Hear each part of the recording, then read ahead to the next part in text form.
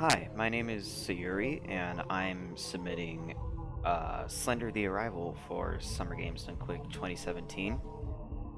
So let's start this.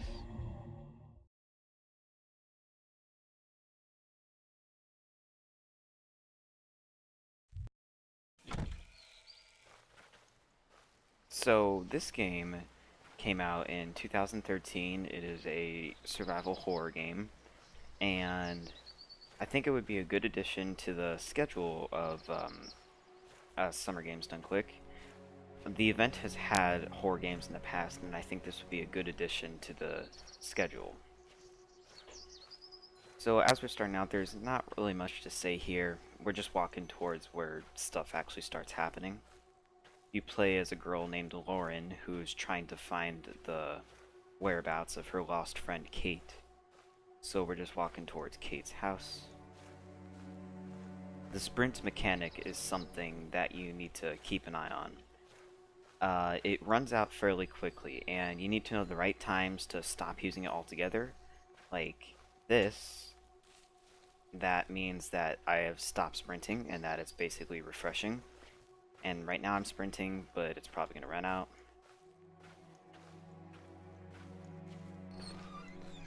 Yeah.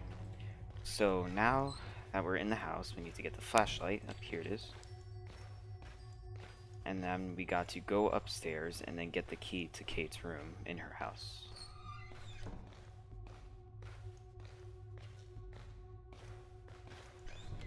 Here's the key, so now we go to Kate's room, and then we unlock the door, but you don't have to enter it for the event to trigger. What happens is that in a casual playthrough, you would go inside the room most likely, and then you would probably stay there for a bit, and then you would hear a scream, and then, yeah, this creepy music that just started playing, but we just ignore that. You don't have to go inside the room for the event to trigger. So you walk outside, and then usually a few seconds after exiting this gate is when you hear the scream. But it doesn't really mean anything. As long as you open the door, you can just continue forwards.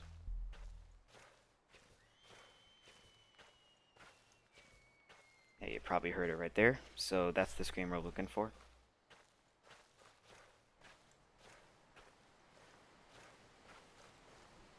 So now we're going to be walking towards a little cabin that will lead into the next level of the game. This level doesn't really serve much of a purpose other than just introducing you to the story and the mechanics, like most other games, so not much to say for the first level.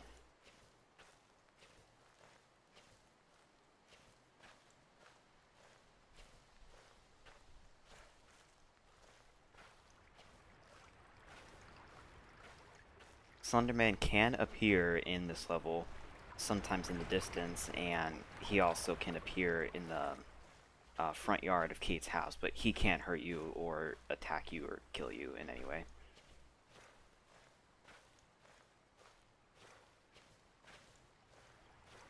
These generators here, they don't really do much more than turn on the lights that are nearby this river. You do not have to activate any of them. Now we're just cruising along the bottom of the river. Oop, ran into an invisible wall there.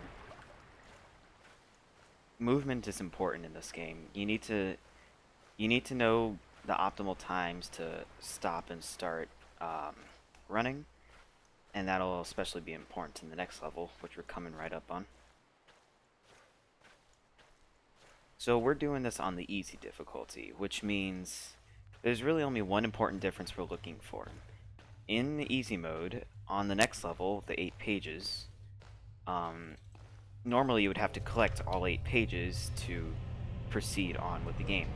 But when you're on easy mode, the page number that you need to collect is reduced to 4.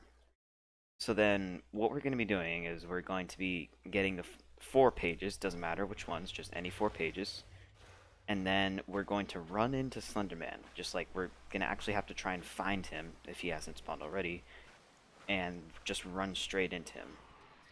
Now normally that would be counterintuitive, but after you collect all 4 pages, or if you're playing on another difficulty, all 8 pages, then you would be running into him because it causes Lauren to just start going crazy and running all over the place. And then you she faints and then she just wakes up in the next level.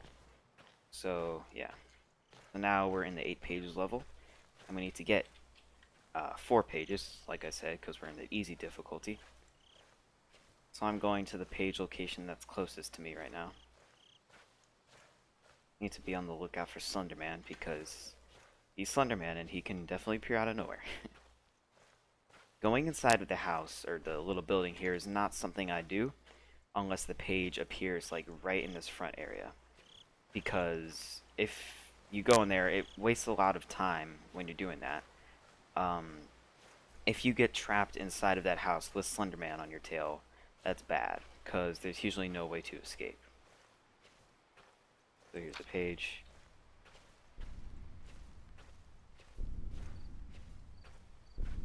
Now I'm chugging along.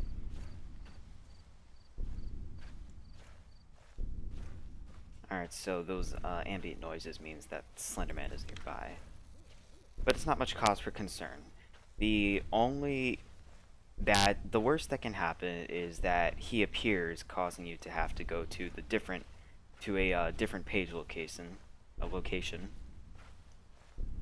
but it doesn't mean much. Oh, okay. So when the screen flickers, when the screen flickers like this, it means he's nearby. So, oh yeah, okay, he's right there. But it means nothing, not until we get to the 4th page. Then we'll just be running into him, like I said.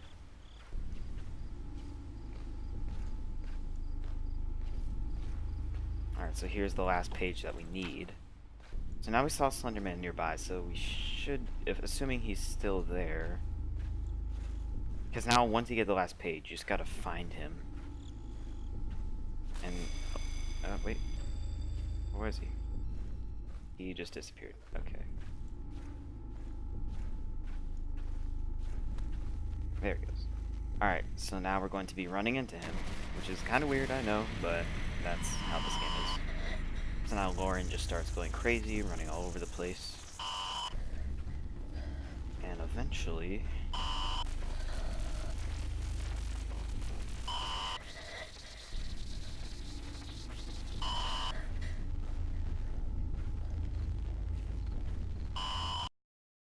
level complete.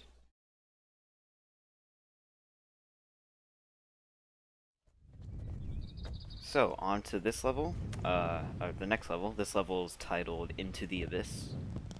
And for a good reason, it's because you're going into an abyss of sorts, particularly an abandoned mine.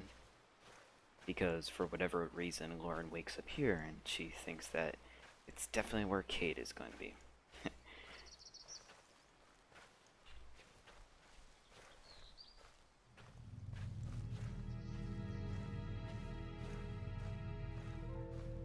So we're going to be going inside of the mine, and this level is similar to the 8 pages, but with a few big differences.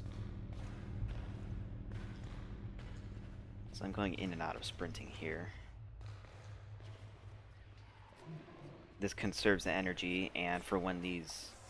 See how the screen is turning gray?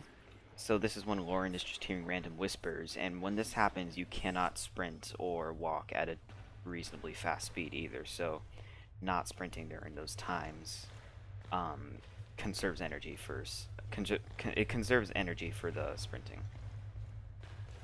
Anyways, so into the abyss. In this level, Slenderman does appear, but he's nowhere near as prevalent as this level's actual enemy, which is Kate. Yeah, sorry to say, Kate is not really a good guy anymore. She has been turned into a proxy by Slenderman. And the thing here is that she chases you all around the level, and trying to prevent you from activating the generators you need to activate the elevator so Lauren can get out of the mines. So whenever we'll know that Kate is nearby. Oop. Oh yeah, when that text appears. Alright, so you saw her there in the distance. So that's okay. So as long as she doesn't get dangerously close to us. Now, you may be thinking that once she catches you the first time, you just die instantly or something, but no. What actually happens is she catches you the first 2 times, right? If that happens, she tackles you to the ground, and then she just kind of scratches your face or something. I don't know. For a oh, for a few seconds, and then she just does that for a bit, and then she just runs off. So she does that the first 2 times, nothing happens other than you're stunned for a bit and you can't run. However, if it happens the third time, then you die. Then Lauren dies. So if she does catch up to us here, then it's honestly not much of a problem. Because like I said, it needs to happen 3 times for you to actually die.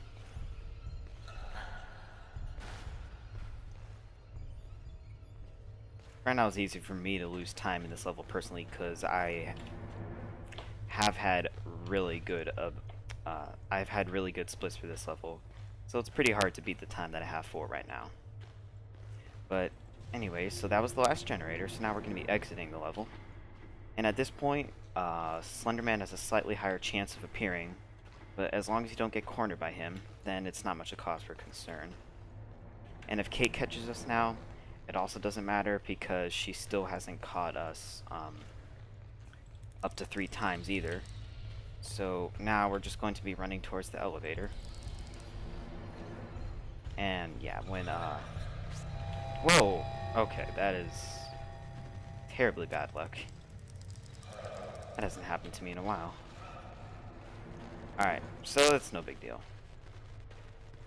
That's terribly bad luck though, to be honest.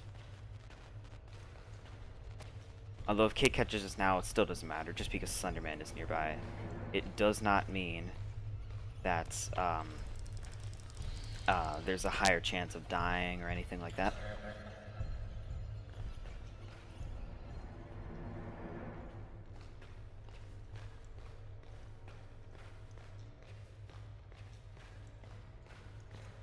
Alright. So Kate's right there, but if she catches us, it's not really a big deal. We're just going to be using the flashlight to stun her.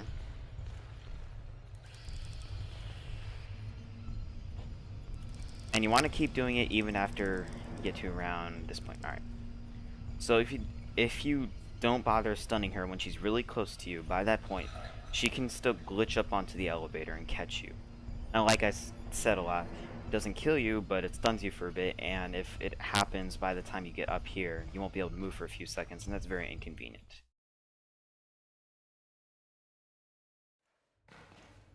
So I'm definitely going to always have time loss there probably, since my previous few abysses were really good. But anyways, so we're at the next level, which is kind of this level. This level is divided into 2 sub-levels, and the first sub-level, it's faster to do the longer one first. So the first sub-level, we're going to be going to an abandoned little shack warehouse thing of sorts, and it has 2 VHS tapes in it, all Resident Evil 7-like, and we're going to get the first VHS tape, which is the Homestead tape, and I'll be explaining that when we get there.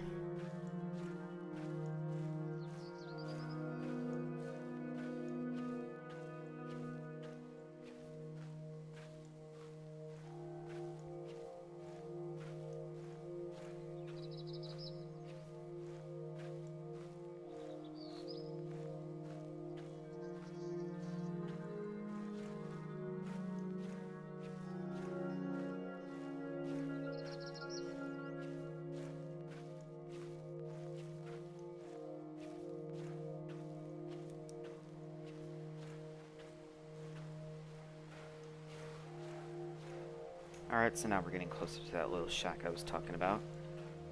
So there it is. So we're going to go inside and get the first VHS tape. And then play it.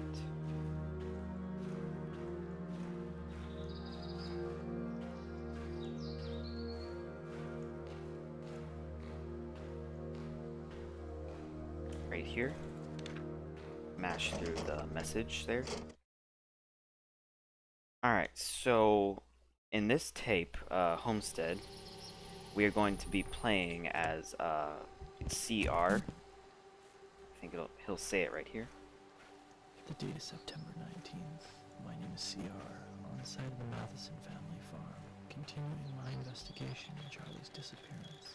Let's see what we can turn up. Alright, so we'll be playing as CR, who is Kate's friend, who's been looking into the disappearance behind Charlie Matheson, who's just some random kid that got kidnapped by Slender Man. There is a secret level that goes into that, but anyways, that's not the focus here. So first we need to get a gas canister, and we do that by going into the cellar. We just get there quickly by running through these fields of corn, or wheat, whatever. So we're going to be going in here.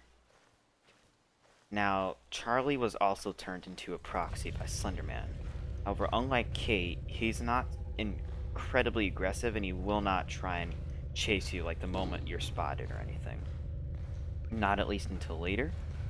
So, right about here, you can't see it because of the way my camera's angled, but he runs outside of the cellar, and he doesn't chase you, but he runs in the opposite direction of you towards a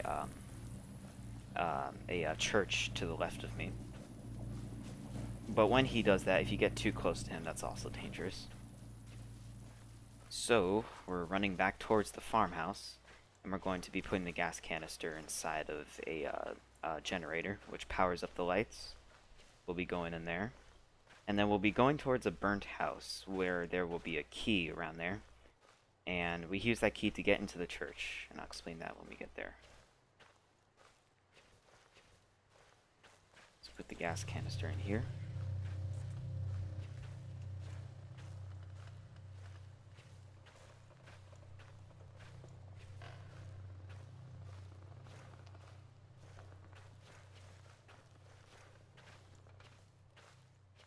Alright, so we made it. Not that there's any danger in that house. So we go here, and then we get the key.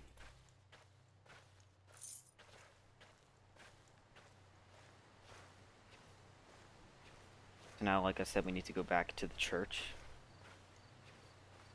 And then we use the key to unlock the doors blocking the way to the church.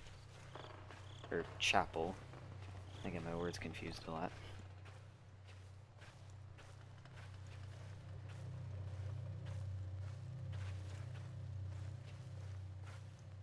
So this time, when we get inside the church, there'll be a bunch of toys that appear. And Slender Man will also be behind you, but he doesn't hurt you. He just appears for a moment, then disappears. So we get the toys, and then Charlie, then the zombified, well, he's not a zombie, but the proxy Charlie will burst through the door, and then he'll notice Lauren, and then he'll try to chase her. So if you get caught by Charlie, it's an instant death. So what we do to make it faster to get away from him, we stand on the platform that's to the right of him, and because he can't walk upstairs or because he can't climb big steps, that'll give us an advantage over him because it'll take a few seconds for him to catch up to us from that point. Alright, so now CR is going towards here, and we gotta pick up the toys and look at Slender Man behind us just for a moment. So there he is, but it doesn't matter. He disappears, we get the toys, and then we come here, and Charlie's about to burst through the door. Just gotta wait for him. There he is. Kid has seen better days, poor guy. Alright, so now we start running away from him. CR is a bit panicked. I would be too, though. So we run through this house, and then whatever it takes to get away from Charlie. Specific route here. Go here.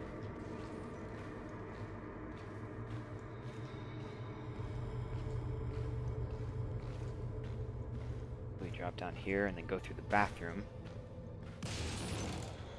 That was Charlie bursting through trying to find us. Alright, so now this part of the level is complete. CR drops his camera, Charlie's chasing him, and somebody picks it up.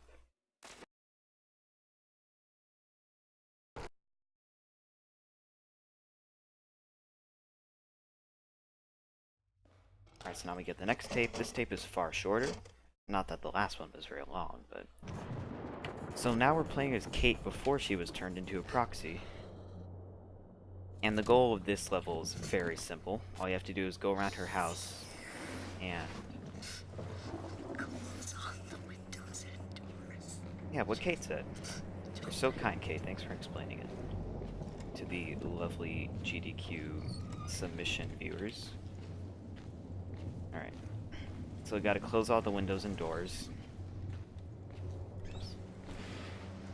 Eventually, though, Slender Man will appear inside the house regardless, because, yeah, closing windows and doors is definitely going to keep a monster outside.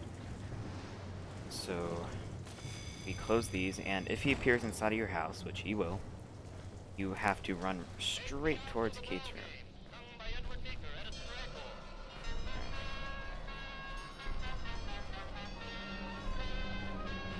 Kind of just waiting now, because certain times it can be better to wait for him to just outright appear. Oh. Alright, so that was pretty good. So now we're going to be going back to Kate's room. Uh-oh. Yeah, as long as you don't get, like, right next to him, then you're good. So now we're going back to Kate's room. Little cutscene. She breaks through the window, trying in vain to escape. Alright, so now we're at the last part of the game.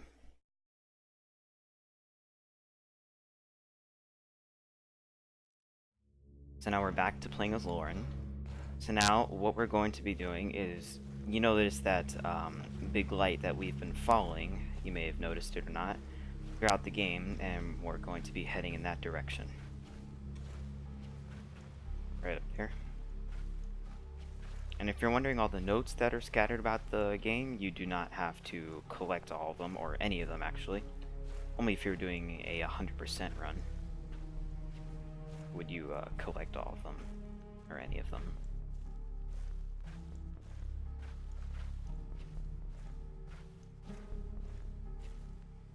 Alright. So we got the movement glitch there. So you may have just noticed that Lauren was moving a bit faster than she normally does. And that was because of wonky collision issues. And that kind of pushed us a bit forward, but we kept our momentum. So it's pretty consistent. Doesn't save much time, but it's just a little nice to have.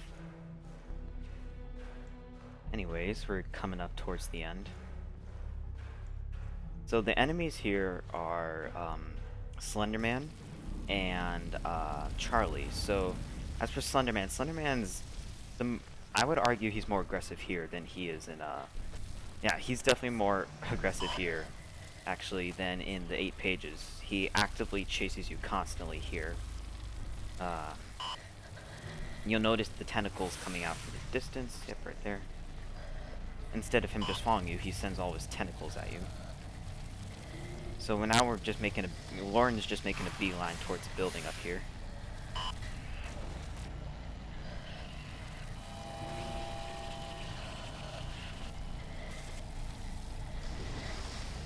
Poor girl, she just wants to find her friend.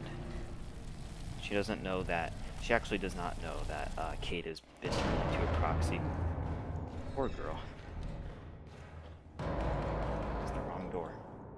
Oops.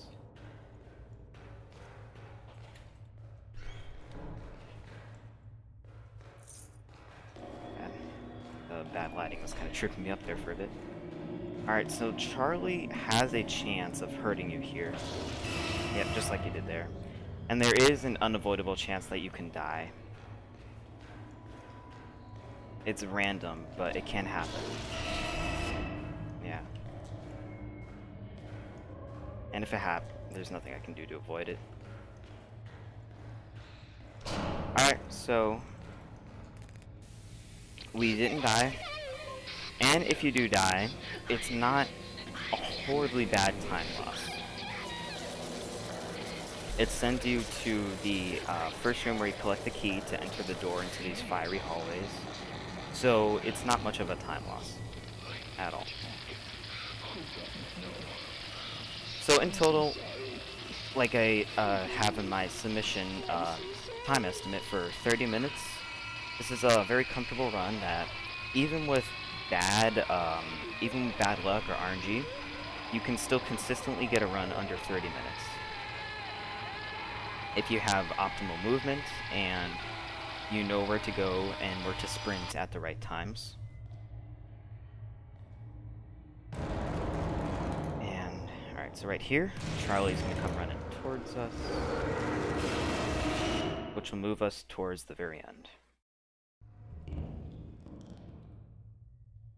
So over here, we play as Lauren in a decrepit house that's actually a house from, didn't see it because of the camera angle, but this house was a burnt house that appeared in the prologue. Anyways, we're running up here. Oops, got tripped up there. Running up here, going towards the sound of Kate crying.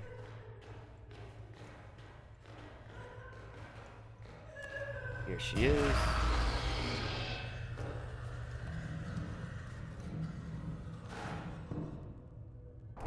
Alright. So time is coming up. There's going to be a black screen after Lauren's legs disappears.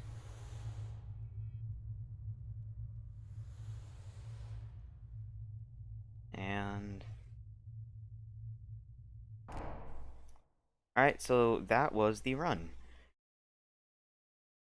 So, in conclusion, I believe that this would make for a short but still interesting and fun addition to the schedule of SGDQ 2017.